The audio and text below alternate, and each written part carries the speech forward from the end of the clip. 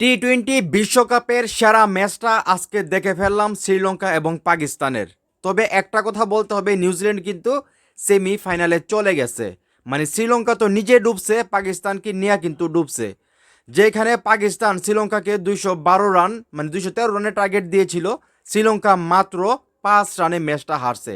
ভাইরে ভাই, টি-20 বিশ্বকাপের যতগুলো ম্যাচ আমি দেখছি সবগুলো ম্যাচ আমার দেখা হয়েছে না, যেহেতু বাংলাদেশ টি-20 বিশ্বকাপ খেলে নাই। তবে আজকের ম্যাচটা এবং গত যে ম্যাচটা খেলছিল ভারত এবং জিম্বাবুয়ে, বিশ্বকাপের মধ্যে এই দুইটা ম্যাচ আমার কাছে স্মরণীয় হয়ে থাকবে। মানে এই দুইটা ম্যাচ আমার মনে গীতা গেছে গা। এক হলো জিম্বাবুয়ে ভারত এবং আজকে শ্রীলঙ্কা এবং পাকিস্তানের। বিশ্বাস করেন, আমি চিন্তাও করি নাই যে শ্রীলঙ্কা শুধুমাত্র 5 রানে হারবে। আমি ভেবেছিলাম হয়তোবা এই ম্যাচটা পাকিস্তান মোটামুটি ভালো একটা রানে জিতবে এবং তারা সেমিফাইনালে চলে যাবে। কিন্তু শ্রীলঙ্কা যেই ধরনের ব্যাটিং করছে, ভাইরে ভাই, আজকে মানে হার জিত খেলার মধ্যে আছে, এটা আলাদা বিষয়। কিন্তু আজকে বিশ্বকাপের সেরা ম্যাচটা আমি দেখলাম, আমার কাছে মনে হইতেছে।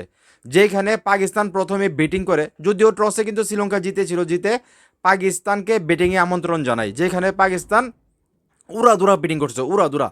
মানে তারা উদ্বোধনী জুটি প্রায় 150 রান করে ফেলছে 0 উইকেটে। পরে অবশ্য কয়েকটা উইকেট পড়ছে উটার উট, তারা রান করতে পারে নাই। যদিও পাকিস্তানের আরও হয়তো 10 থেকে 15 রান বেশি হইতো লাস্ট দিকে যদি অযথা উইকেটগুলো না পড়তো। তারপরেও কিন্তু শাহাবজাদা ফারহানের সেঞ্চুরি থেকে শুরু করে ফাকের জামানের 80 রানের একটা ইনিংস, সব মিলিয়ে কিন্তু পাকিস্তান ভালো একটা স্কোর করছে। 213 রানের টার্গেট কিন্তু ভাই সামান্য, ভাই চারটিখানি কথা না কিন্তু ভাই, মানে এটা কিন্তু আপনাদের মানতে হবে। সেইখান থেকে শ্রীলঙ্কা কিন্তু প্রথমে নামার পর কিন্তু তারা মানে প্রথম ওভারে উইকেট পড়ছিল সম্ভবত, না দ্বিতীয় ওভারে উইকেট পড়ছিল। তারপর কিন্তু কন্টিনিউ তাদের উইকেট পড়তে থাকে। কিন্তু লাস্টের দিকে গিয়া ভাই শ্রীলঙ্কা যেই খেলা দেখাইলো, ভাইরে ভাই, চিন্তা করে দেখেন, 213 রানের টার্গেট নিয়ে তারা মাত্র 5 রানে ম্যাচটা হারছে। মানে পাকিস্তানের জন্য খারাপ লাগতেছে, কিন্তু শ্রীলঙ্কার জন্য ভালো লাগতেছে। যদিও ম্যাচটা শ্রীলঙ্কা হারছে, কিন্তু তারা তাদের যে দর্শক আছে সেই দর্শকদের মন জয় করে নিছে। কারণ আপনারা সবাই জানেন এই ম্যাচটা কিন্তু শ্রীলঙ্কার মাটিতে হইতেছে। সেইখানে তারা যদি আজকে বাজেভাবে হারতো, তাহলে কিন্তু শ্রীলঙ্কার যে সাধারণ দর্শক আছে যারা ক্রিকেটকে ভালোবাসে, তারা কিন্তু কষ্ট নিয়ে বাড়িতে যাইতো। আজকে শ্রীলঙ্কা যে ম্যাচটা খেলছে, 5 রানে হারছে, সেটা বড় কথা না, কিন্তু সাধারণ দর্শকদের মন জয় করে নিছে। প্রত্যেকটা দর্শক কিন্তু বলবে যে না, শ্রীলঙ্কা আজকে চেষ্টা করছে। তো হার জিত খেলার মধ্যে আছি। আমি আবারও বলতেছি, আমি কল্পনাও করিনি যে শ্রীলঙ্কা এই ম্যাচটা 5 রানে হারবে। এবং আপনারা জানেন 147 রানে টার্গেট দিয়েছিল পাকিস্তানকে সম্ভবত। এই রানের ভিতরে যদি পাকিস্তান শ্রীলঙ্কাকে আটকাইতে পারতো, তাহলে কিন্তু পাকিস্তান আজকে সেমিফাইনাল খেলতো, নিউজিল্যান্ড বাদ পড়ে যেত। তো আমি ভেবেছিলাম, বিশ্বাস করেন, যে 147 রানের ভিতরে হয়তোবা পাকিস্তান শ্রীলঙ্কাকে আটকাইতে পারবে। কারণ প্রথম দিকে কিন্তু উইকেট একটার পর একটা পড়তেছে, রানও উঠতেছে না। সেই জায়গা থেকে আমি ভাবছিলাম যে হয়তোবা পাকিস্তান 147-এর ভিতরে শ্রীলঙ্কাকে আটকায় রাখতে পারবে।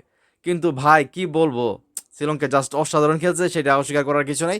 আমি আমি সবসময় বলি, যেই দল ভালো খেলবে তাদেরকে ভালো বলতেই হবে, সেটা হোক পাকিস্তান, হোক শ্রীলঙ্কা, হোক ভারত, যে কোনো দল হোক। কারণ আমার কাজ হলো মানে তথ্যটা তুলে ধরা আপনাদের সামনে। তো সেইখানে যে ভালো খেলবে, যে খারাপ খেলবে, সেই জিনিসগুলোই তো আপনাদের সামনে তুলে ধরতে হবে। তো যাই হোক, আমার কাছে এই টি-20 বিশ্বকাপের দুইটা ম্যাচ সেরা। সেটা হলো জিম্বাবুয়ের বিপক্ষে ভারতের ম্যাচটা এবং আজকে পাকিস্তান এবং শ্রীলঙ্কার ম্যাচটা। তো সামনে সেমিফাইনাল ম্যাচ, ফাইনাল ম্যাচ, দেখি ওইখানে আসলে মন মতো কোনো ম্যাচ হইলে হয় কিনা। এবং আরেকটা গুরুত্বপূর্ণ ম্যাচ আছে, সেটা হলো ওয়েস্ট ইন্ডিজ এবং ভারত।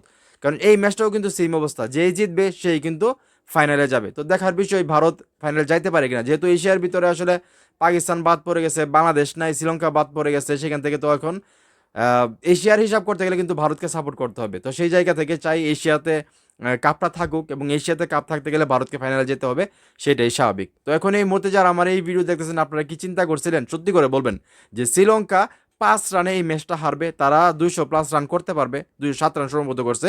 আপনারা কি কল্পনা করছিলেন? সেটা অবশ্যই কমেন্ট করে জানাবেন। ভিডিওটা ভালো লাগলে অবশ্যই শেয়ার করবেন।